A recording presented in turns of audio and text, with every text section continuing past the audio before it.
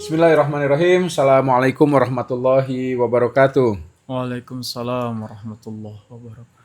Barengangon yang dirahmati oleh Allah Subhanahu wa taala, wilujeng pendak sareng gabung deui sareng simkuring Kang Sahrul di channel YouTube Arido program podcast Ngangon Yuk Ngawangkong on YouTube.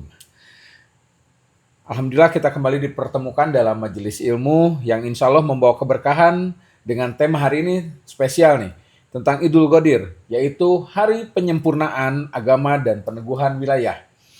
Bulan Zulhijjah menyimpan banyak peristiwa besar dalam sejarah Islam.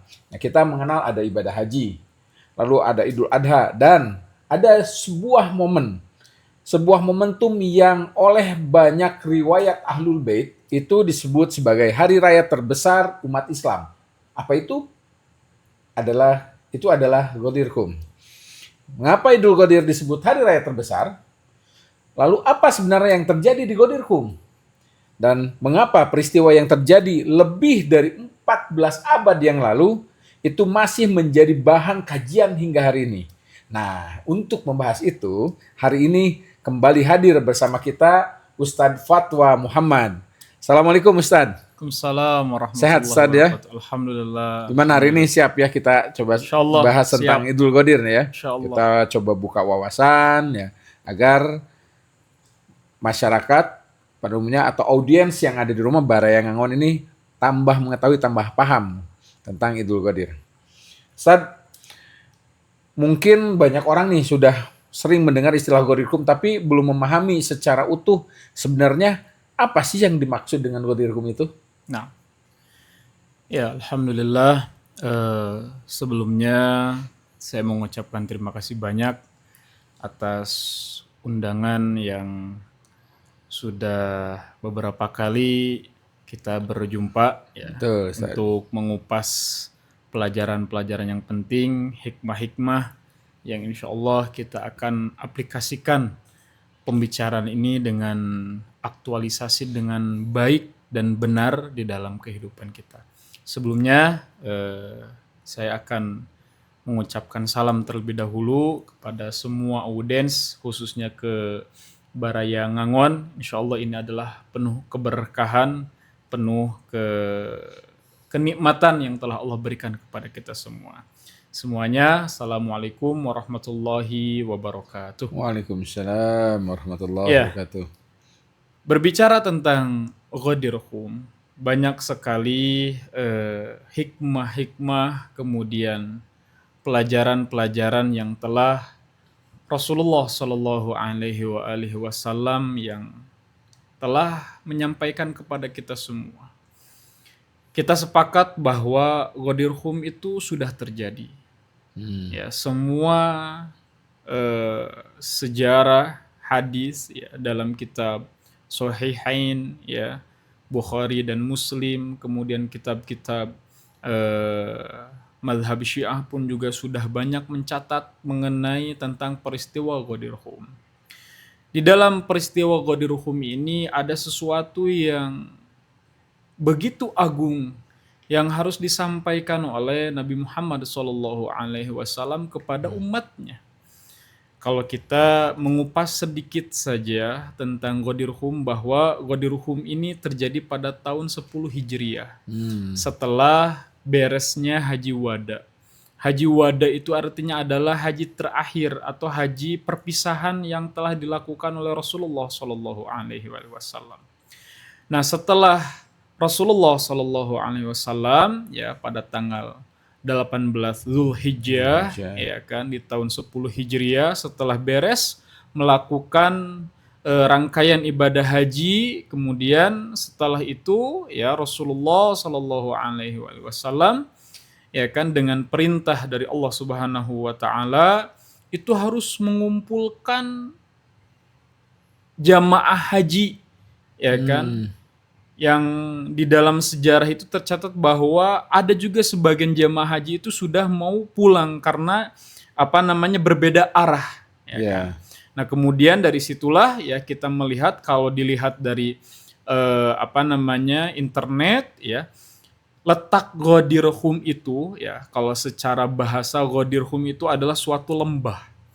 Ya kan, suatu lembah berada pada jaraknya itu dari Mekah itu sekitaran 159 kilometer.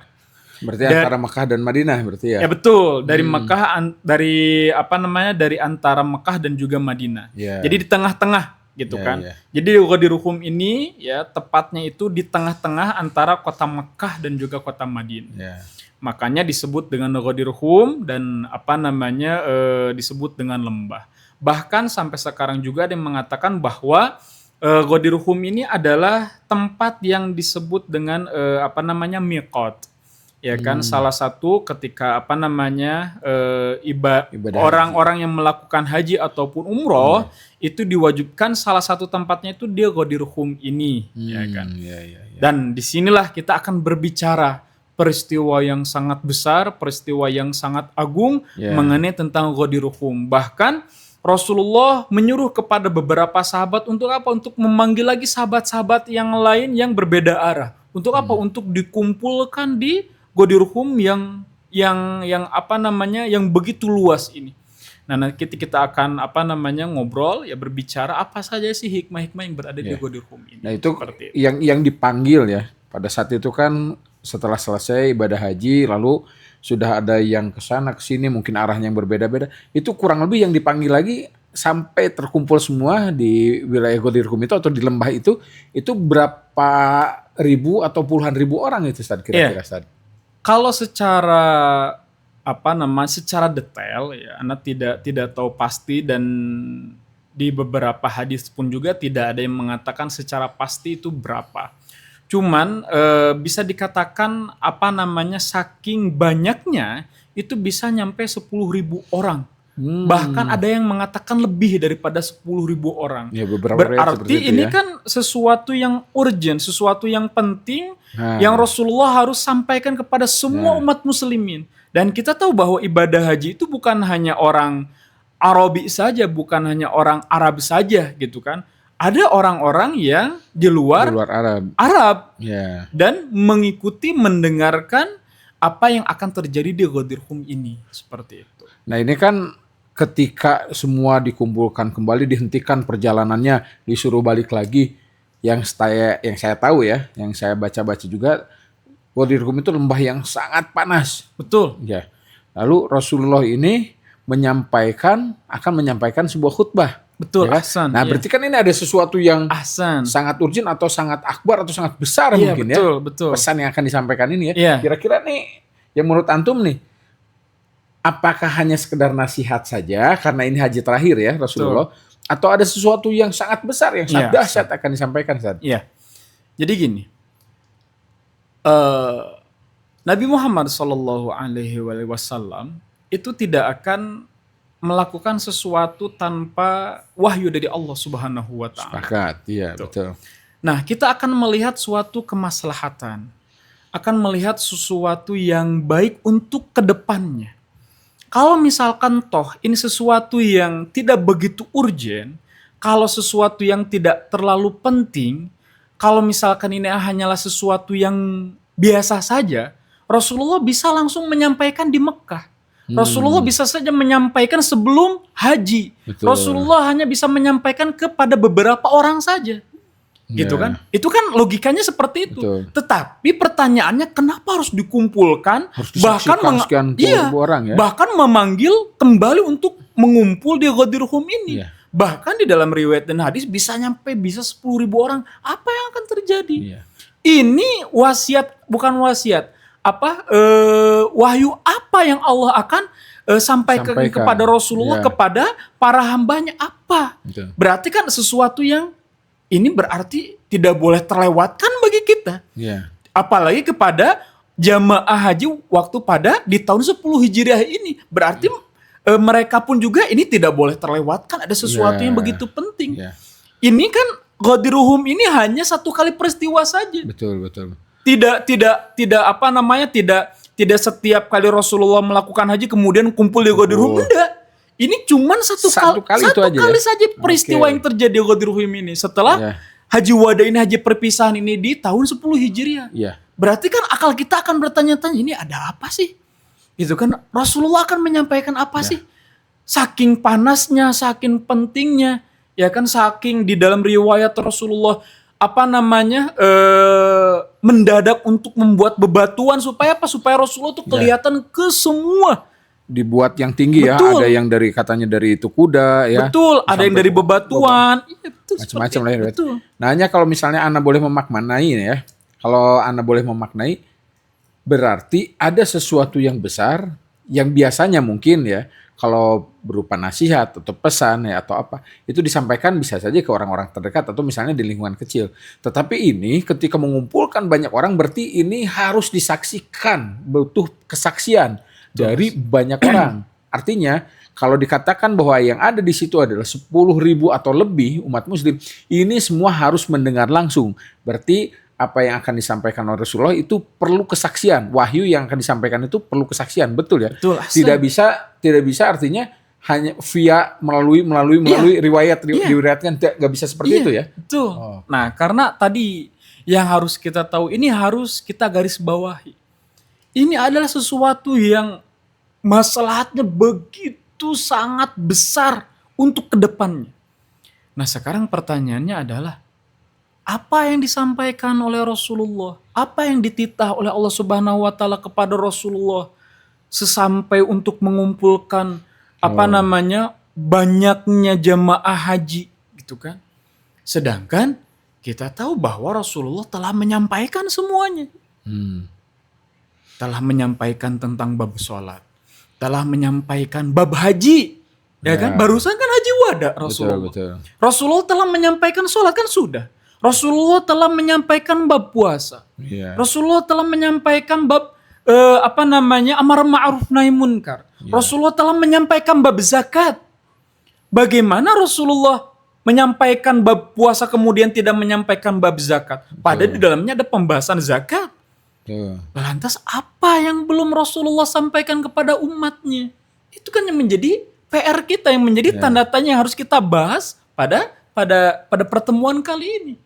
Seperti itu. Ya, nah ini udah masuk ke wilayah itu nih. Ya berarti ketika tadi yang disampaikan oleh Rasulullah itu semata-mata adalah wahyu. Ya, artinya Rasulullah pada saat itu di Ghorkum itu pun akan menyampaikan wahyu. Ya, nah ini dalam banyak kajian nih, dalam kajian Ghadir disebutkan adanya ayat yang berhubungan dengan peristiwa Ghadir, yaitu di Quran surat Al-Maidah ayat 67 ya. Betul, ahsan. Ya ayyuhar rasul baligh ma unzila ilaika mir rabbik, itu ya. Betul, ahsan. Ya, itu gimana tuh tadi? Nah, ahsan tuh. Nah, jadi di dalam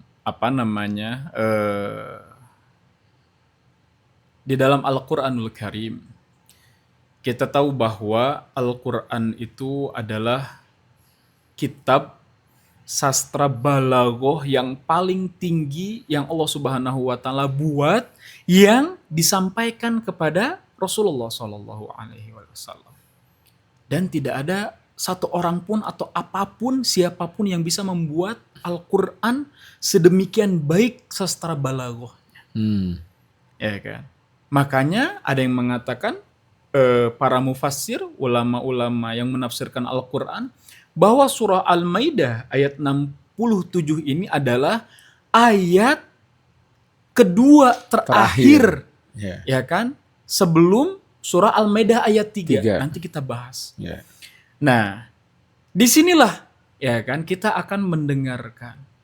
Ternyata Allah Subhanahu wa taala ya kan memerintahkan kepada Rasulullah pada surah Al-Maidah ayat 67, ya ayyuhar rasul, wahai ar-rasul, wahai Nabi Allah, wahai Muhammad, balligh ma unzila ilaika mir rabbik. Balligh itu fi'il amr. Fi'il amr itu perintah. Ketika Allah Subhanahu wa taala memerintah kepada hambanya yang suci, kepada hambanya yang sempurna, yaitu Nabi Muhammad sallallahu alaihi wa alihi sebagai utusannya, maka apa? Maka mau tidak mau Rasulullah harus menyampaikannya. Ya ayyuhar rasul, wahai rasul, baligh, sampaikanlah. Ma unzila ilaika mir rabbik. Sampaikanlah sesuatu yang belum Allah sampaikan. Berarti ini belum tersampaikan. Belum, ini ya? belum tersampaikan. Ya kan? Ini Rasulullah sebagai manusia yang sempurna. Rasulullah sebagai sayyidul wujud, ya kan? Makanya di dalam surah Al-Maidah ayat 67 ini dikatakan apa? Wallahu ya'simuka minan nas. Allah Subhanahu wa taala akan ya'simuka, akan menjagamu dari manusia. Kenapa ada kalimat seperti itu? Ya. Rasulullah tahu bahwa ini bukan sesuatu yang simpel. Yang akan disampaikan oleh Rasulullah ini bukan sesuatu yang gampang. Ya. Yang disampaikan oleh Rasulullah ini bukan sesuatu yang kecil loh. Ya. Ini sesuatu yang dahsyat. Ini adalah sesuatu yang sangat besar. Ini adalah sesuatu peristiwa yang dimana belum terjadi sebelumnya. Bahkan akan dikenang sepanjang masa. Rasulullah akan tahu. Rasulullah pasti tahu seperti ini. Nah. Makanya ada kalimat wallahu ya'simuka minan nas. Wahai Rasul, sampaikanlah sesuatu yang belum aku sampaikanlah sesuatu yang belum engkau sampaikan. Tenang saja, Allah akan menjagamu kok. Nah, kalau ada bahasa seperti itu dari Allah, ya berarti ya, ini yang Anda tangkap nih, nih Ustaz ya. Ketika ini tenang, kata Allah, saya yang akan menjamin langsung dengan manusia. Iya. Berarti pada saat itu Rasulullah mungkin ada sedikit keraguan dalam mau menyampaikan. Bukan masalah keraguan. Yang Anda Betul, pahami ya. Artinya Artinya ketika tadi ini sesuatu yang akan disampaikan itu sesuatu yang besar, ya mungkin ya dalam pandangan Rasulullah mungkin ya. Ini mungkin nanti akan terjadi permasalahan atau apa mungkin sehingga Allah menjamin, ya kan? Sampaikan, tenang, misalnya kan saya yang menjamin urusan manusia ya. Seperti itulah ya kurang lebihnya. Ya, berarti ada keraguan atau masih berpikir atau gimana nih kondisinya pada saat itu Rasulullah? Enggak. Jadi gini. Wallahu ya'simuka minan nas. Bukan berarti Rasulullah takut kepada manusia, bukan. Bukan berarti Rasulullah ini nanti ketika menyampaikan yang belum disampaikan oleh Rasulullah akan terjadi yang melukai kepada Rasulullah, bukan itu. Tetapi apa? Tetapi yang Rasulullah, yang Allah Subhanahu wa taala katakan kepada Rasulullah, wallahu ya'simuka minan nas. Ingat, ini peristiwa yang engkau akan sampaikan akan Allah Subhanahu wa taala jaga. Itunya ya berarti. Dan ini akan terawat sampai ila yaumil qiyamah. Itu yang Anda pahami. Iya. Ya kan? Jadi maksudnya apa? Kenapa ada kalimat wallahu ya'simuka minan nas? Ingat, ya Rasulullah, peristiwa yang engkau akan nanti sampaikan itu peristiwanya bukan setelah peristiwa terjadi sudah begitu saja. Enggak. Ini bakal dikenang. Ya kan? Ini adalah sesuatu yang sangat dahsyat.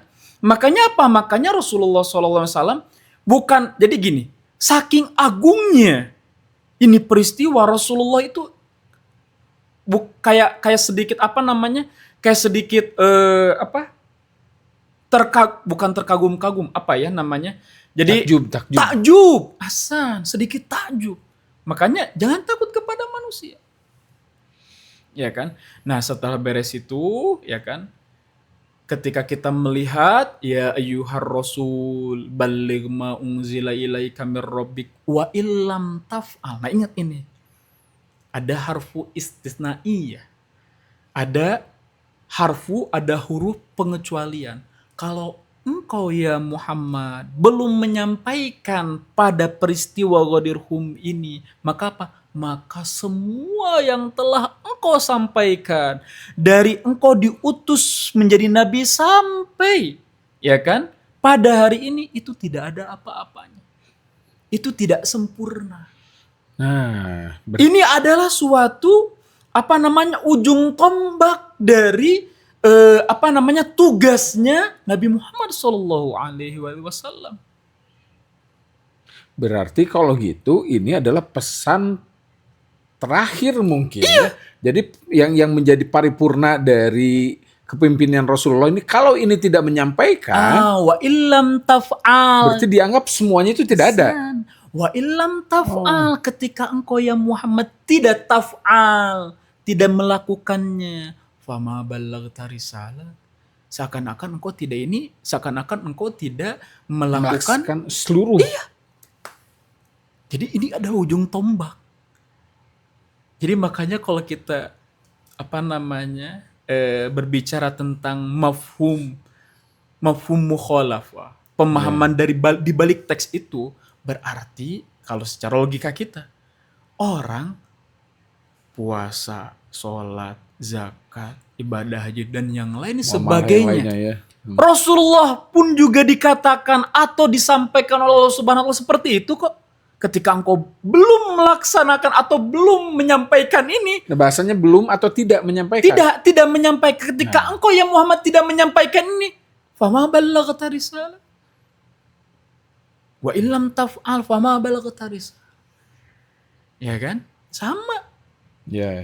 Jadi ini Ghadir-Hum ini bukan kepada orang atau kelompok khusus saja, enggak. Bukan kelompok tertentu saja, enggak. Ini yang harus kita perhatikan dengan baik. Ini untuk semua manusia. Seperti itu. Luar biasa. Berarti ini kalau yang Anda tangkap, ini sebetulnya menjelaskan atau sedang kita bayangkan bahwa kedudukan pesan yang diperintahkan oleh Allah kepada Rasul ini sangat dahsyat. Iya. Ya, dan ya mungkin yang akan diumumkan oleh Rasulullah pada saat itu bukan hanya sekedar cabang agama ya, atau yang tadi muamalah yang kecil atau misalnya hal-hal yang lain ya. Ini pasti sesuatu yang lebih dahsyat. Iya, betul. Jadi gini, kalau kita melihat ya, alhamdulillah ya kan, Ana diberi kesempatan untuk belajar tentang usul fiqh. Salah satu contohnya adalah kenapa ibadah haji itu diwajibkan kepada bagi yang mampu. Kenapa orang yang melaksanakan ibadah haji itu diberikan pahala oleh Allah Subhanahu wa taala. Kenapa ibadah haji itu adalah bentuk kebaikan, bentuk ta'abudiyah, bentuk penghambaan kepada Allah Subhanahu wa taala. Kalau secara logika, kita orang Indonesia mengeluarkan uang, berangkat naik pesawat, mengeluarkan uang, menggunakan kain ihram, kemudian berputar-putar, tawaf, kemudian jalan kecil, sa'i, ya kan, Safa Marwah, kemudian lempar jumroh. Kalau menurut akal, apa-apaan ini? Mengeluarkan uang iya, capek juga dapat. Tapi kan tidak seperti itu.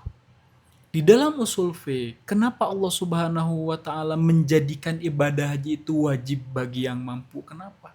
Karena ibadah haji itu di dalamnya ada suatu kemaslahatan yang sangat besar bagi dirinya sebagai hamba untuk ta'abudiyah kepada Allah Subhanahu wa taala. Allah ini suka, cinta kepada amalan ibadah haji. Kenapa? Karena di dalam ibadah haji semuanya adalah kebaikan dan juga kemaslahatan. Makanya Allah mewajibkan ibadah haji. Nah, sekarang pertanyaannya, ya ayyuhar rasul, balligh ma unzila ilaika mir rabbik wa illam taf'al fama ballaghta risalah. Wallahu ya'simuka minan nas. Berarti ketika ada baligh menggunakan fi'il amr, menggunakan kata perintah, berarti di sini ada suatu kewajiban. Ya Rasulullah, engkau ini wajib hukumnya untuk menyampaikan. Kenapa? Karena di dalamnya ada kemaslahatan yang sangat besar, yang dimana umat manusia ini harus tahu. Dan bukan untuk di tahun 10 Hijriah saja. Bahkan ila yaumil qiyamah ini harus tahu tentang Ghadir-Hum. Nah, yang disampaikan ya, yang tadi yang kita pahami bahwa yang disampaikan pada saat itu yang berada di samping Rasulullah adalah Imam Ali. Ya, berarti yang akan disampaikan bukan hanya masalah yang kaitannya dengan cabang-cabang agama ya, tetapi mungkin masalah ya ini. Nah setelah kepemimpinan atau apa nih? Ya, jadi gitu. Di dalam Ghadirhum, setelah kita berbicara surah Al-Maidah ayat 67, ya kan. Kemudian kita bertanya, oke, kita sepakat, kita menerima bahwa Allah Subhanahu wa taala menyuruh kepada Rasulullah untuk menyampaikan yang belum Rasulullah sampaikan. Makanya Rasulullah menyampaikan di Ghadirhum setelah Haji Wada di tahun 10 Hijriah. Setelah terkumpul semua jamaah haji, ya kan, kurang lebih 10.000 orang, Rasulullah menyuruh kepada sahabat untuk membuatkan bukit kecil dari bebatuan. Ada yang mengatakan seperti itu dalam riwayat. Kemudian setelah Rasulullah berkhutbah panjang lebar dan yang lain sebagainya, dan di saat itu cuaca sangat panas, ya kan, terik matahari sangat luar biasa panasnya. Kemudian setelah itu, ya kan, dan ini sepakat, ya, mau ahlus sunnah, mau syiah, ya kan. Setelah itu, ya, Rasulullah Shallallahu Alaihi Wasallam, ya kan, mengangkat di mimbar itu dari bebatuan kecil itu, mengangkat tangan Sayyidina Ali bin Abi Thalib. Ketika itu mengatakan, ya kan,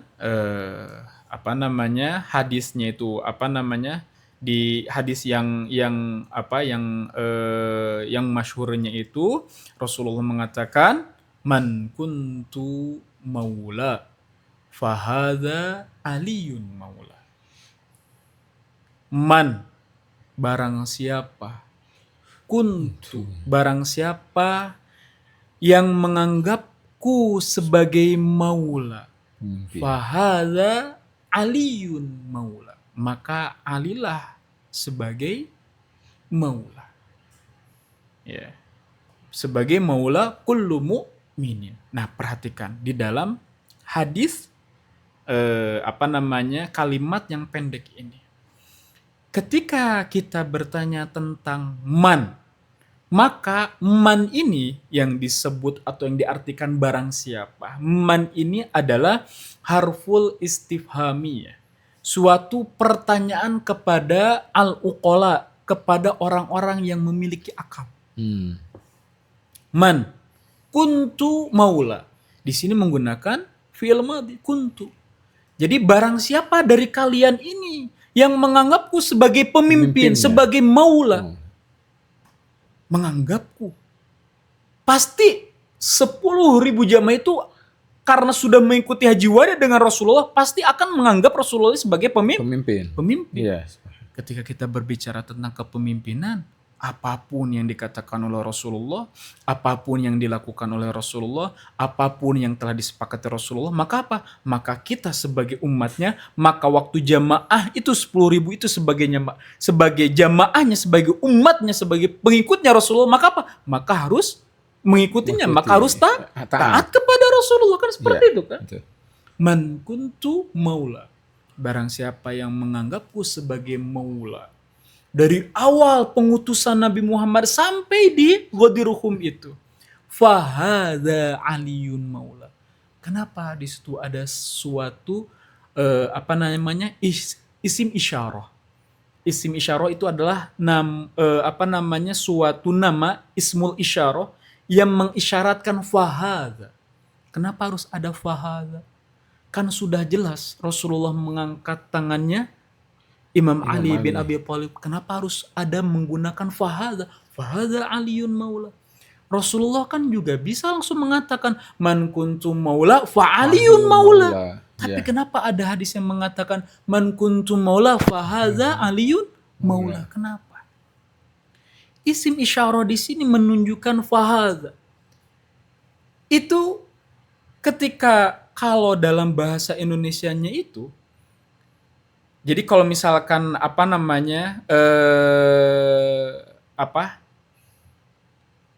isim isyarah itu di sisi lain adalah suatu penegasan. Jadi kalau misalkan sekarang ana menyuruh kepada antum, ya kan? Ambilkan air. Antum bingung. Kemudian itu tuh atau ini nih. Nah, itu suatu penegasan supaya apa? Supaya antum langsung fokus. Oh, yang itu.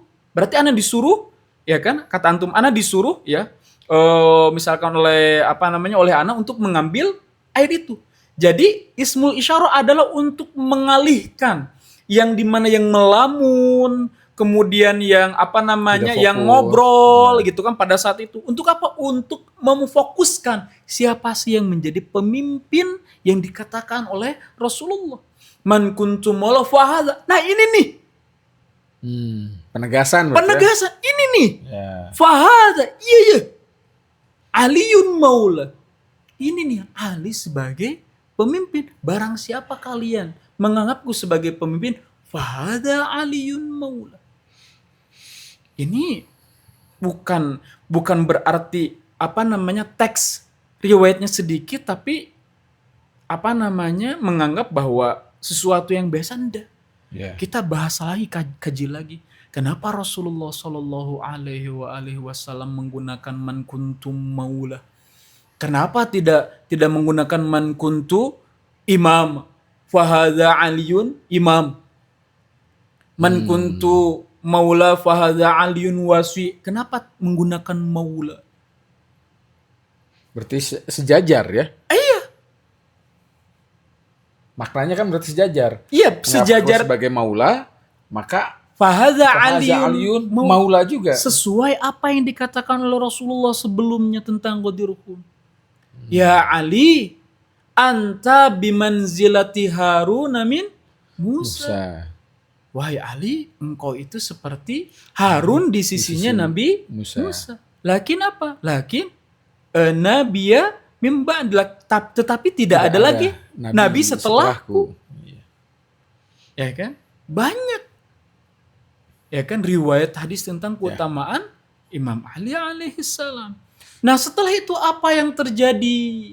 Yang setelah Rasulullah menyampaikan man kuntum maula fahadha aliyun maula, apa yang terjadi? Yang terjadi semuanya sorak, bersuka cita, bergembira. Bahkan beberapa sahabat yang qudama, beberapa sahabat yang yang pembesar gitu kan, mengatakan bakhin laka ya Ali. Selamat wahai Ali, engkau adalah tuan setelah Rasulullah Shallallahu Alaihi Wasallam. Nah setelah itu apa yang terjadi? Yang terjadi turunlah ayat terakhir. Sebelum masuk ke situ, Ana ingin sedikit tadi membahas mengenai fahaza. Kalau fahaza itu kan berarti dalam kajian bahasa Arab. Ya. Seperti tadi kan ini penegasan. Nah bahkan kalau misalnya boleh Ana menambahkan, ya karena memang Ana konsentrasinya di ilmu komunikasi, kalau secara ilmu komunikasi nonverbal itu adalah 70% efektivitasnya dalam penyampaian pesan. Harus ada penegasan. Contoh, ketika antum tadi menunjuk itu, nggak bisa harus itu. Nah berarti ketika tadi fahaza sambil mengangkat tangan, ini sebetulnya sudah sebuah penegasan. Ini tingkat efektivitas pesannya ini adalah 70% dibanding yang hanya fahaza maliyun. Tapi ini kan sudah dipertegas oleh Rasulullah dengan mengangkat tangannya dan sudah posisi Imam Ali ada di sebelahnya, lalu tangannya pula diangkat. Diperkuat dengan fahaza. Berarti ini sudah sangat-sangat ya udah bisa tidak tertolak sebetulnya kan. Nah bahkan kalau misalnya sedikit Anda mundur lagi ke belakang nih. Kalau nggak salah ada riwayat juga yang mengatakan bahwa sebelum Rasulullah mengeluarkan tadi man kuntum maula fahaza aliyun maula itu ada kalimat yang Rasulullah kalau nggak salah bertanya dulu nih, yang alastu aula bikum min anfusikum ya. Nah itu kan berarti ingin semua apa tuh? Jadi kalau secara ininya gimana? Jadi seakan-akan di situ kan mempertanyakan kembali lagi penegasan kan artinya kan? Betul, mempertanyakan mengenai posisi Rasulullah SAW di hadapan umatnya. Iya kan? Berbeda lagi ceritanya kalau misalkan umatnya menganggap Rasulullah itu bukan seorang nabi, beda lagi ceritanya. Tetapi kalau misalkan ini umatnya, jamaah yang berada di Ghadir-Khum ini menganggap Rasulullah sebagai nabinya, sebagai rasulnya, sebagai utusan Allah Subhanahu wa taala, maka apa? Maka mau tidak mau apa yang disampaikan oleh Rasulullah berarti harus mentaati dan juga harus melakukannya. Karena kenapa ya? Karena ini adalah hubungannya tentang Rabbani, hubungannya tentang bimbingan diri hamba-hambanya kepada Allah Subhanahu wa taala. Seperti itu. Ya, kalau anak tangkap kembali lagi dari sisi ilmu komunikasi bahwa Rasulullah ini sebelum menyatakan ya, beliau itu sudah meminta ya kesaksian dulu yang tadi apa? Alastaula bikum min anfusikum ya kalau nggak salah seperti Betul, itu ya. betul. Itu kan artinya mempertanyakan dan tidak mungkin pada saat itu semua audiens yang di situ pasif, pasti menjawab, Iya. ya kan? Contoh kata misalnya, ya Rasulullah. Nah, Ya, betul. setelah itu baru muncullah yang tadi. Ahsan. Iya, Ya, betul man Ahsan. kuntu maula fahaza aliyun maula. Iya. Ya, berarti sudah ada penegasan bahwa kali ini Rasulullah ini seorang ini yang hebat nih Iya, betul. artinya. Jadi sebelum beliau mengatakan atau menyampaikan sesuatu, beliau itu justru menanyakan dulu kondisi semua nih. Bagaimana dengan kondisi? Bagaimana pengakuan kalian terhadap bukan seolah-olah Iya. seperti itu, Betul. ya. Iya. Jadi setelah ya Rasulullah, Anda sebagai nabi kami, Anda sebagai pemimpin kami dan sebagainya, baru setelah itu muncul ya. Iya. Nah, ini penegasannya kalau kita hitung sebenarnya ada 3 kali penegasan, Ustaz. Ya, kalau Betul. dari sisi kaca komunikasi Betul, ya, ilmu iya. komunikasi seperti itu, Ustaz. Fadl, alhamdulillah. Ustaz, nah ini ada sedikit pertanyaan yang agak menggelitik nih. Ketika pada saat itu Rasulullah sudah mengangkat ya tangan Imam Ali, dan pada saat itu juga sebetulnya Rasulullah telah memilih pemimpin atau wasi ya setelahnya nanti. Betul ya? Betul. Ya. Lalu ini pertanyaannya, kenapa Rasulullah memilih wasi yang pada saat itu adalah Imam Ali ya? Padahal kan sudah jelas bahwa Rasulullah itu kan merupakan khotamun nabiyyin, nabi terakhir. Betul. Ya. Lalu kenapa harus ada memilih pemimpin lagi? Iya. Apakah risalah Islam ini belum selesai? Iya. Atau Islam ini tidak cukup hanya dengan dibawa oleh Rasulullah saja, sehingga harus ada penerusnya? Ya, gimana, Ustaz? Nah, jadi seperti ini. Ya, ini pertanyaan sangat luar biasa ya, dan emang harus kita memahami dengan baik bahwa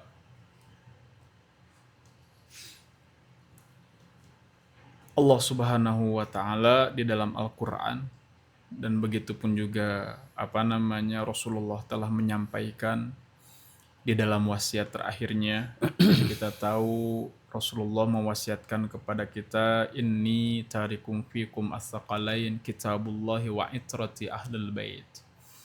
Sesungguhnya aku meninggalkan 2 pusaka ya kan, yaitu Kitabullah Al-Qur'an dan juga Ahlul Bait, keturunanku ya kan. Ketika kita berpegang teguh kepada keduanya ya kan, maka kita akan selamat. Tapi kalau misalkan kita tidak berpegang teguh ya kita tidak akan selamat. Seperti itu teks secara umumnya. Logikanya adalah gampang seperti ini. Betul yang barusan antum katakan bahwa Rasulullah Shallallahu Alaihi Wasallam disebut dengan khotamun nabiyyin, penutup para nabi. Risalah Allah Subhanahu Wa Taala sudah selesai. Makanya tadi setelah beres itu kemudian turunlah Al-Maidah ayat 3. Ya kan? Al-yauma akmaltu lakum dinakum wa atmamtu alaikum ni'mati wa raditu lakumul Islam madinah. Nah, sekarang pertanyaannya, ya kan? Ternyata setelah Rasulullah meninggal, dunia itu masih berjalan. Ya kan? Dunia ini masih berputar. Kehidupan manusia masih berjalan bahkan sampai saat ini. Betul. Ya kan? Nah, pertanyaannya adalah mustahil Allah Subhanahu wa taala tidak menyampaikan kepada Rasulullah siapa penerusnya, pengganti sebagai pemimpin yang dimana pemimpin ini hubungannya dengan Allah Subhanahu wa taala. Makanya kalau tadi kita berbicara panjang lebar tentang Al-Maidah ayat 67 ini, yang tadi Ana katakan bahwa ini adalah sesuatu yang urgent, sesuatu yang sangat penting. Tentang apa? Tentang siapa penerusnya setelah Rasulullah. Meskipun Rasulullah adalah nabi terakhir. Hmm. Logikanya adalah, contohnya misalkan, ketika ya kan, Anda memiliki pabrik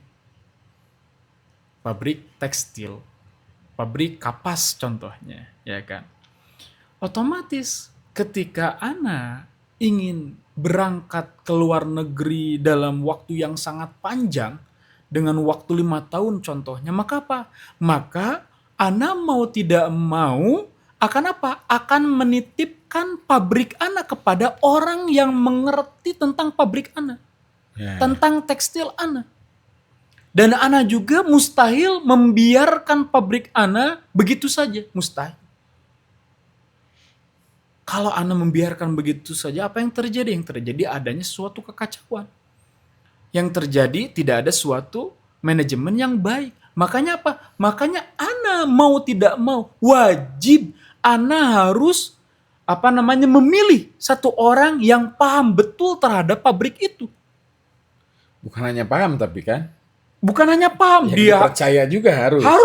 Ya. harus. Otomatis ketika Anda memilih orang yang paham kepada pabrik Anda, maka apa? Maka Anda juga ada rasa itminan, ada rasa ketenangan kepada orang ini. Karena kenapa? Orang ini tahu betul tentang kinerja pabrik Anda. Ya. Logikanya kan seperti Allah Subhanahu wa taala yang menciptakan alam semesta ini. Allah Subhanahu wa taala menciptakan ya kan benda-benda dari mulai yang terkecil sampai yang terbesar, dari makhluk hidup. Ya kan di dunia ini Allah Subhanahu wa taala setelah Rasulullah meninggal, ya kan? Allah Subhanahu wa taala tidak akan membiarkan dunia ini ya kan kosong dari Pemimpin. utusannya, kosong dari pemimpinnya. Makanya apa? Makanya ini penting tentang Ghadiruhum. Ya. Awal mula cikal bakal tentang Ghadiruhum ini sangat-sangat urgent bagi kita sampai saat ini. Makanya apa? Makanya urusan pemimpin itu bukan urusan manusia. Ini adalah urusan ilahi. Ya. Rasulullah betul disebut khotamun nabiyyin telah selesai. Tetapi apa? Tetapi ketika ada hukum baru, ketika ada orang-orang yang bertanya tentang kitab Allah, siapa yang bisa menjelaskan? Makanya Rasulullah memilih Imam Ali alaihissalam. Ini Rasulullah memilih Imam Ali sebagai maula. Bukan kehendak, bukan berarti Imam Ali hanya sekedar keponakan. Imam Ali bukan hanya berarti sebagai minantu, bukan. Tetapi apa? Tapi ini adalah titah dari Allah Subhanahu wa taala bahwa Imam Ali ini berhak dan mumpuni untuk apa? Untuk memimpin setelah Rasulullah. Tapi bukan berarti Imam Ali ini nabi, enggak. Jadi ini kepada beberapa orang, ya kelompok-kelompok tertentu, bahwa Imam Ali ini bukan seorang nabi. Ya kan? Seperti itu. Jadi kita harus paham dulu. Ini adalah sesuatu yang maslahat besar. Makanya apa? Makanya Rasulullah menunjuk Imam Ali bukan karena hawa nafsunya, bukan karena kedekatan Rasulullah dengan Imam Ali, bukan, karena ini adalah otoritas dari Allah Subhanahu wa taala. Udah mandatori ya. Iya, jadi betul. Mandat langsung dari Allah Subhanahu wa taala. Nah, kalau misalnya anak ini jadi anak tergelitik nih saja. Tergelitik itu artinya yang kata antum tadi, yang antum analogikan bahwa ketika antum punya pabrik lalu akan meninggalkan pabrik ini kan pasti akan memilih pemimpin. Ya logikanya kalau misalnya yang anak ini barusan jadi sedikit tergelitik, Islam itu, Rasulullah itu mengajarkan semua hal sampai hal-hal terkecil itu diatur dalam Islam. Betul. Ketika kita akan makan harus menggunakan tangan kanan. Ketika kita akan masuk ke WC atau toilet, dia itu harus masuk dulu dengan kaki kiri lalu keluar dengan kaki kanan. Ketika kita akan membuang air kecil itu pun harus dengan jongkok dan sebagainya. Sampai hal-hal yang mendetail seperti itu dalam Islam itu diatur semua. Betul. Ini yang Ana barusan jadi seperti itu, San. Ya. bagaimana adab yang lain-lainnya pun ya, bukan hanya tadi berbicara masalah aturan, tetapi adab pun itu diatur dalam Islam. Ahsan, Itu ahsan, panduannya ada semua. Nah ahsan. ini sebetulnya sangat, jadi istilahnya apa, hal yang mustahil atau hal yang mustahil ya, ketika pemimpin Ahsan, ya itu tidak diatur. ahsan. Ya, artinya ketika Rasulullah itu kan, Rasulullah pada Haji Wada itu Rasulullah sadar ya bahwa Rasulullah itu tidak akan lama lagi berada di dunia, ya kan? Nah ini sangat lucu ketika misalnya hal ini tentang Ghadir-Qom, tentang kepemimpinan tadi ini pun tidak Iya, diatur iya oleh betul, Islam, oleh Allah. betul. Iya, Hal-hal yang kecil aja yang tadi ayah, remeh-temeh, cara makan dan sebagainya, cara kita masuk ke WC, mau keluar rumah, masuk rumah, semua hal sampai yang terkecil, adab-adab pun itu diatur. Apalagi masalah kepemimpinan. ahsan. Iya. Betul. Ya itu makanya tadi ya. Kenapa di dalam Al-Quran disebut dengan apa namanya ulul albab, kemudian ini kita harus menjadi apa namanya mutadabbirun, orang-orang yang ahli tadabbur, ya kan. Ketika kita apa namanya disuruh oleh Allah Subhanahu wa taala hidup di dunia ini, ya kan. Logikanya lagi kan sekarang apa namanya harus ada pemandu, ya kan? Seperti antum katakan betul tadi, hal-hal yang terkecil saja Rasulullah memperhatikan, ya kan? Ini hal yang besar. Masalah kepemimpinan Rasulullah juga harus memperhatikannya, ya kan? Rasulullah kan itu sebagai apa namanya? Sebagai penyambung, ya kan? Sebagai rantai, ya kan? Ya. Ajaran Allah Subhanahu wa taala kepada umat manusia. Seperti itu. Nah, makanya tadi apa namanya ana jadi ingat bahwa sekarang mustahil kalau misalkan anak sama antum bepergian ke suatu negara yang dimana negara ini menggunakan bahasa yang kita tidak bisa. Ya. Logikanya apa? Ya logikanya kita harus menyewa penggait ya, Nge-guide. nge-guide ya, Ya. menyewa pemandu, betul Ya, enggak? betul. Supaya apa? Supaya kita tidak tersesat. Betul. Kalau ada apa-apa kita bertanya kepada pemandu Pemandu. tersebut. Betul. Kan logikanya seperti itu. Nah, kita pun juga sama. Hidup di dunia ingin dekat dengan Allah Subhanahu wa taala, ingin mengetahui ajaran Allah Subhanahu wa taala, ya kan? Ingin apa namanya? Ingin sempurna dalam amal ibadah kita kepada Allah Subhanahu wa taala. Sekarang mustahil kalau tidak ada pemandunya. Kan logikanya seperti itu. Makanya Allah Subhanahu wa taala menyuruh kepada Rasulullah untuk apa? Untuk menunjuk Imam Ali alaihissalam sebagai penerusnya. Tapi apa? Dengan catatan bukan menjadi seorang nabi. Ya. Ya kan?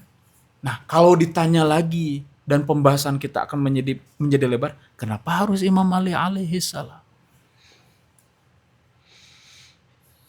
Ya. Kita tahu Imam Ali alaihissalam terkenal di saudara-saudara kita Ahlus Sunnah wal Jamaah disebut dengan karramallahu wajhah, karena Imam Ali alaihissalam belum pernah, ya kan, apa namanya merasakan apa ajaran-ajaran selain Islam. Langsung Imam Ali alaihissalam masuk Islam diajarkan langsung oleh Rasulullah. Ya. Siapa sekarang yang bisa membuka pintu Khaybar selain dari Imam Ali alaihissalam? Siapa sekarang yang penakluk penggawa-penggawa Yahudi selain Imam Ali alaihissalam? Sekarang siapa yang bisa menjawab pertanyaan-pertanyaan orang Yahudi selain Imam Ali alaihissalam? Ini Ana berbicara seperti ini bukan hanya omong kosong doang. Ini dalilnya ada, faktanya ada, dalam sejarah pun juga ada. Siapa sekarang yang waktu itu Rasulullah dikejar-kejar sama orang-orang Yahudi, kemudian yang menggantikan posisinya waktu tidur? Siapa? Imam Ali alaihissalam. Sekarang siapa? Putri kesayangan Imam Rasulullah SAW itu Sayyidah Fatimah, putri kesayangan. Kenapa diberikan Imam Ali kepada Imam Ali alaihissalam? Karena Rasulullah tahu. Jadi bukan berarti hanya sebagai menantu saja, bukan berarti hanya sebagai keponakan Rasul saja, bukan berarti hanya dari kalangan Quraisy saja. Karena apa? Karena Imam Ali alaihissalam layak menjadi pemimpin setelah Rasulullah, dan itu adalah otoritas dari Allah Subhanahu wa taala.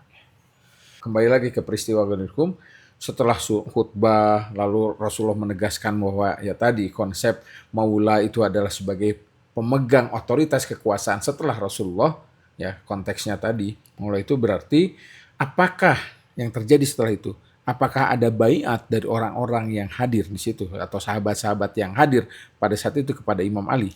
Iya, yang tadi Anda katakan bahwa bukan satu orang, dua orang saja. Banyak sekali orang yang berbeat kepada Imam Ali alaihissalam. Berarti sudah jelas itu ya. Sudah. Bukan hanya mengucapkan selamat, tapi baiat juga. Betul. Dan jamaah haji ketika di Ghadir Hum, ya kan, nah makanya salah satu peristiwa yang sangat dahsyat, yang sangat luar biasa gitu kan, dan ini harus terjadi, ya kan, makanya banyak yang berbeat kepada Imam Ali alaihissalam, ya kan, dan disayangkan bahwa sebagian orang salah menafsirkan bahwa sebetulnya peristiwa ini sudah sesuatu yang sudah saklek, sudah pasti dan sudah terjadi, dan beberapa sahabat pun juga dicantumkan dalam kitab-kitab besar ya, kitab Bukhari, Muslim, apalagi kitab-kitab Syiah, banyak sekali sahabat-sahabat yang berbeat kepada Imam Ali. Ketika kalau sudah berbeat, apa coba sekarang yang disebut berbeat itu apa?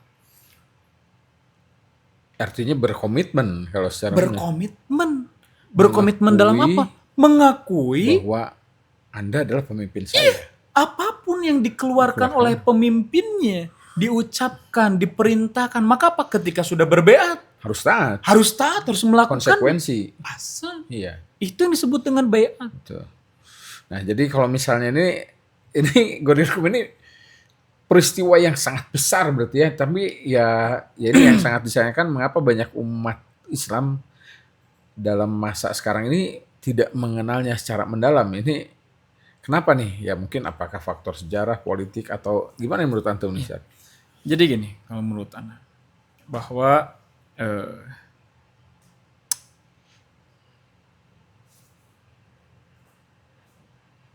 kepada siapa ya, kepada orang-orang yang masih belum memahami tentang Ghadir Hum, ya kan, janganlah langsung memutus begitu saja tentang Ghadir Hum. Boleh jadi juga tidak boleh jangan terlalu fanatik kepada guru, ustadz, ya kan, tentang berbicara Ghadir Hum, kemudian bid'ah dan yang lain sebagainya, ya kan. Ketika sebagian orang ini mengatakan Ghadir Hum ini tidak ada, Ghadir Hum ini hanya sejarah biasa saja, peristiwa biasa saja, ya kan. Ya, Anda katakan bahwa tadi kita sudah berbicara, ngobrol panjang lebar gitu kan, bahwa Ghadir Hum ini adalah sesuatu yang harus kita betul-betul telaah pelajari dengan baik. Karena awal mula, ya kan, peristiwa Ghadir Hum ini adalah awal mula dari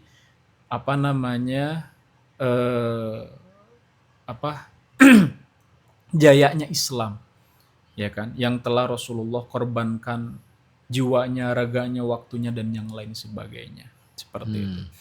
Nah, makanya kalau misalkan di pamungkas ini, ya kan, berbicara tentang Ghadir Hum, bahwa Ghadir Hum itu berbicara tentang ta'budiyah, berbicara tentang penghambaan kita kepada Allah Subhanahu wa taala.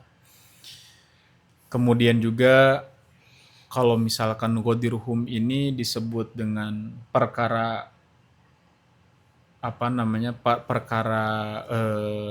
akli ya, perkara sesuatu yang bisa dikejar oleh akal, betul tadi kita sudah berbicara tentang dalil akalnya gitu kan.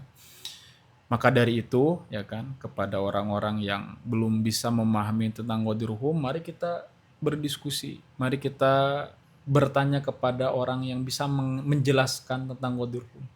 Kalau misalkan ada dalil tentang Ghadir Hum itu hanya peristiwa biasa saja dan lain sebagainya, ya cantumkanlah dalil-dalil yang kuat seperti itu. Nah, sekarang kita mau masuk ke segmen terakhir nih tadi. Kan dalam Islam itu ada beberapa Id. Idul Fitri, Idul Adha, dan ada Idul Qadir ya. Yang kita pahami, yang sedang kita bahas sekarang nih.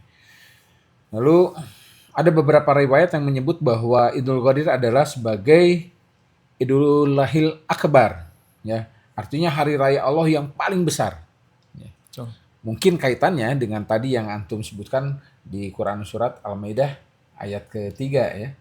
Ya, setelah disampaikan ya, lalu setelah itu ayat terakhir muncul, Islam pada saat itu sudah diridhoi sebagai agama ya, artinya sudah lengkap semua. Nah, ini bagaimana kedudukan Idul Qadir ini sebagai hari raya Allah yang paling besar menurut antum? iya, Hasan.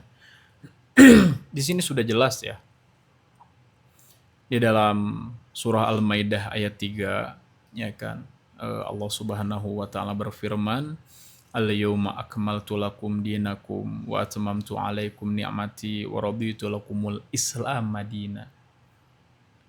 Al-yauma akmaltu lakum. Hari ini aku telah menyempurnakan kepada kalian. Al-yauma akmaltu lakum dinakum, agama kalian. Wa atmamtu 'alaikum, ya kan, dan menyempurnakan kepada kalian nikmati, kenikmatan ya, wa raditu lakumul Islam madina. Nah, di sini perlu diketahui bahwa kalau kita melihat secara tekstual, ya kan, kalau kita ingin mendapatkan kesempurnaan dalam agama kita, kenapa Ghadir-Hum itu adalah hari terbesar? Karena Ghadir-Hum itu adalah ujung tombak dari rangkaian keyakinan kepada Allah Subhanahu wa taala. Kalau menurut ana ya, kalau kita hanya berbicara tentang sholat, melaksanakan sholat, berbicara tentang puasa, melaksanakan puasa, meyakini tentang hari akhir, yaumul ma'ad, kemudian kita meyakini, berbicara tentang ibadah haji, kemudian kita melaksanakan ibadah haji. Akan tetapi ketika tidak mengetahui tentang siapa pemimpin setelah Rasulullah, tidak mengetahui tentang manusia-manusia pilihan Allah Subhanahu wa taala. Dan kita juga jelas di dalam hadis mengatakan man mata walam ya'rif imami zamanihi mata maitatan jahiliyah, ya kan. Kita berbicara tentang bahwa setiap zaman itu pasti ada imamnya, ya kan. Nah, kemudian kenapa Ghadir-Hum itu adalah peristiwa yang sangat luar biasa? Karena Ghadir-Hum ini memiliki kalau disebut dengan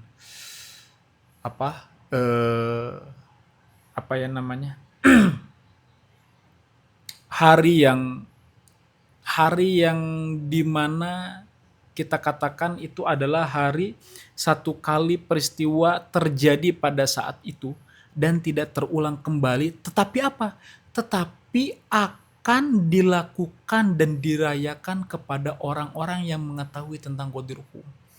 Makanya banyak dalam riwayat hadis, kitab-kitab Ahlul Bait, ya kan, dikatakan bahwa barang siapa yang berbahagia di hari raya Ghadir-Hum, maka Allah akan memberi rizki kepadanya.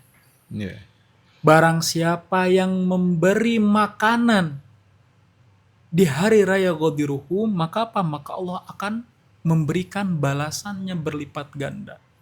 Karena kenapa? Karena ini berbicara tentang Ghadir-Hum ini berbicara tentang pengukuhan, berbicara tentang yang tadi kita katakan, berbicara tentang estafet kepemimpinan ya setelah Rasulullah kepada Allah Subhanahu wa taala, seperti itu. Nah, terus kemudian kenapa Idul Adha, Idul Fitri, ya kan? Karena Idul Adha, Idul Fitri itu sudah ada dari zaman Idul Adha itu dari zaman Nabi Ibrahim. Idul Fitri itu sebenarnya udah dilakukan oleh nabi-nabi yang lain. Ya kan itu kan Puasa, puasa, ya ya kan betul. dan yang sebagainya. Idul Fitri enggak.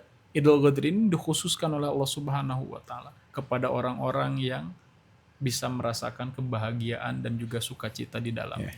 Artinya kalau misalnya boleh Ana sedikit simpulkan yang barusan, bahwa ketika Idul Fitri, Idul Adha itu sudah ada pada zaman-zaman Nabi terdahulu, ya. Khusus untuk Idul Qadir, berarti Idul Qadir ini adalah hari rayanya umat Islam yang sebetulnya ini. Ahsan, bisa juga Ya, seperti itu. karena memang Nabi sebelumnya kan karena peristiwa Idul Qadir ini hanya satu kali ya dalam sejarah dunia sampai nanti akhirnya tidak akan pernah ada terulang lagi. Iya, Ya, artinya satu kali dan memang ketika tadi kaitannya dengan Quran surat Al-Maidah ayat 3 berarti pada saat itu pun turun ayat terakhir ya ketika Allah pada saat itu istilahnya menstempel Islam sebagai agama yang sudah lengkap, yang betul. sempurna. Artinya pada saat itu bahwa hari raya yang sebetulnya untuk umat muslim berarti adalah Idul Idul Fitri. Fitri, betul seperti Ya. itu. Bukan berarti kita juga Menafikan yang lain bukan. Betul, Ya. Hanya yang khusus sebetulnya yang harus khusus, diketahui itu yang betul, ini. ahsan. Karena kalau misalnya Anda pahami ini kembali lagi penafsiran Anda pribadi nih.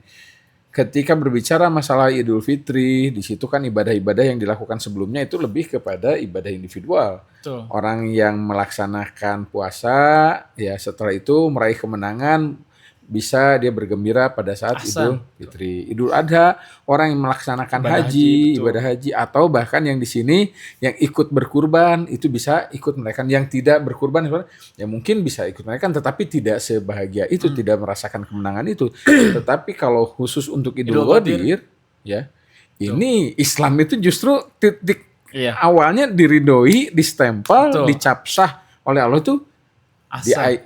pada saat itu Idul turunnya Fitri. ayat terakhir itu. Betul, Berarti ya mungkin itu yang dikatakan ahsan. bahwa ini adalah hari raya yang paling besar di sisi Allah Betul, ahsan untuk tuh. umat Islam berarti ya. Ahsan. Masya Allah nih. Alhamdulillah. Sad, yang terakhir Sad. Kira-kira apa nih yang ingin antum sampaikan? Ya ini anak pikir tidak harus sekali ini harus ada pembahasan lanjutan Iya. nih. Ya dia. Tapi untuk sekarang sebagai nanti mungkin pengantar untuk episode kita selanjutnya masih membahas tentang Qadirkum, yaitu kira-kira pesan apa yang ingin antum sampaikan kepada generasi muslim nih tentang Idul Qadir ini? Ya. Pembahasan Idul Qadir ya itu adalah pembahasan yang sangat luar biasa yang kita ini tidak boleh untuk meninggalkan begitu saja. Kita ini tidak boleh lupa tentang peristiwa Idul Qadir. Karena Idul Qadir itu adalah penentu diri kita dengan ajaran yang Allah inginkan kepada umat manusia. Nah, makanya insya Allah kalau misalkan ada episode selanjutnya pembahasan Idul Qadir ini kita akan berbicara tentang Idul Qadir ini adalah amrun ta'akuli dan ta'abudi atau hanya amrun ta'abudi saja. Idul Qadir ini berbicara tentang perkara akal dan perkara ibadah atau misalkan hanya perkara ibadah saja. Nah makanya ya ana menitip pesan ya kepada umat muslim khususnya para pecinta Ahlul Bait ya kan, terkhususnya lagi kepada pecinta Imam Ali alaihi salam ya. Ini jadi jangan menganggap diri kita pecinta Imam Ali tetapi kita tidak mengetahui apa yang disebut dengan Idul Qadir. Ini sangat disayangkan. Ya. Jadi Idul Qadir adalah hari raya bagi orang-orang yang mengetahui tentang wilayah, mengetahui tentang kedudukan Imam Ali alaihissalam setelah Rasulullah sallallahu alaihi wasallam. Itu mungkin. Ya, Masya Allah. Nah, syukron Ustaz ya atasnya. Pokoknya ini janji ya. Setelah ini kita akan bahas lebih lanjut lagi tentang Idul Qadir. Ya, sahabat Ngangon semua atau Baraya Ngangon semua, malam ini kita belajar bahwa Idul Qadir bukan hanya sekedar peristiwa sejarah, tetapi Idul Qadir adalah sebuah amanah. Idul Qadir adalah sebuah kelanjutan petunjuk. Idul Qadir adalah penegasan bahwa agama membutuhkan teladan dan penjaga setelah wafatnya Rasulullah. Semoga Allah menambah kecintaan kita kepada Rasulullah, kepada Amirul Mukminin, dan kepada seluruh ahlul bait Nabi yang disucikan. Terima kasih sekali lagi kepada Ustadz Fatwa Muhammad atas ilmu dan pencerahannya. Syukran Ustadz. Saya dan Ustadz Fatwa pamit undur diri, sampai bertemu di episode Ngangon Yuk berikutnya. Wassalamualaikum warahmatullahi wabarakatuh. Waalaikumsalam warahmatullahi wabarakatuh. Santu.